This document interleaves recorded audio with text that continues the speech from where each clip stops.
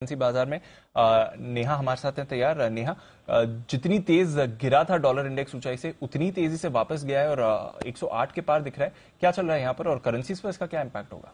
जबरदस्त रिकवरी हमने बनते हुए देखी है। इनफैक्ट कुछ समय पहले ही देख रही थी, ऑलमोस्ट 1/4% तक की स्ट्रेंथ यहां पर देखने को मिली है।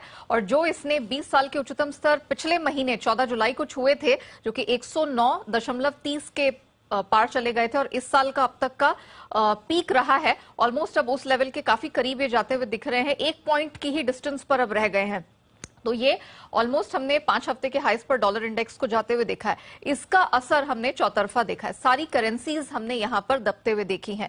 रुपए की अगर बात करें तो ऑलमोस्ट 3.5-4 हफ्ते के निचले स्तर के पास ये ट्रेड करता दिख रहा है। 79.90 तक का लेवल इसने छू लिया है।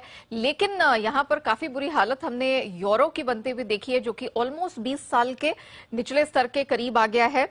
युआन की बात करें 2-2.25 साल के निचले स्तर पर यह भी है। इसके साथ साथ पाउंड की बात करें तो 2.5 साल के निचले स्तर पर हमने इसको भी ट्रेड करता हुआ देखा है। तो जितनी मेजर करेंसीज हैं उनमें हमने प्रेशर देखा है। बहुत सारे फैक्टर्स हैं। डॉलर की सबसे पहले बात कर लेते तो स्ट्रेंथ यहां पर इसलिए आते हुए दिखी है क्योंकि हम एक बार फिर से जो रिसेशन का डर, ग्लोबल इकोनॉमिक स्लोडाउन की टेंशन, और फिर अब सुगबुगाहट होने लगी है कि आगे जाते हुए फेडरल रिजर्व है वो क्या 50 बेसिस पॉइंट का रेट हाइक करता है या 75 बेसिस पॉइंट का, इसको लेकर फिर से असमंजस है। अब जैक्सन होल मीट में क्या कहते हैं पावेल साहब, इस पर सब ध्यान देना चाहेंगे। तो ये एक फैक्टर है। लास्ट वीक हमने देखा कि वापस से स्पेकुलेटिव एक्शन बहुत जबरदस्त डॉलर इंडेक्स में हुआ है। वैल्यू वाइज देखा जाए तो बहुत तेज स्ट्रेंथ इसमें बनते हुए दिखी है। और यूरो की अगर बात करें तो नेट शॉर्ट पोजीशंस 2.5 साल के ऊंचे स्तर पर चली गई हैं। तो ये कुछ बड़े फैक्टर्स हैं जिसके चलते हमने डॉलर को चढ़ते और यूरो को दबते हुए देखा है। चाइनीज युआन की बात कर ले तो इसकी तो हालत बहुत ही बुरी है। पिछले हफ्ते ही हमने मूडीज, गोल्डमैन सैक्स, नोमुरा को चीन के जो ग्रोथ अनुमान है उसको घटाते हुए देखा है।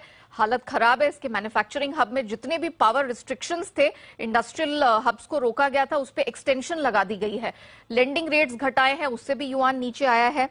तो इन फैक्टर्स के चलते हमने युआन को भी बहुत तेजी से लुढ़कते हुए देखा है। आउटलुक की अगर बात करें, जहां तक हमारे रुपए का सवाल है, एक्सपर्ट्स फिर से मान रहे हैं कि रुपया अब नया रिकॉर्ड लो बनाता हुआ नजर आएगा। 1 से 2 हफ्ते के लिहाज से मोतीलाल को लगता है कि डॉलर के मुकाबले 80 रुपए 40 पैसे के लेवल के लिए तैयार हो जाइए।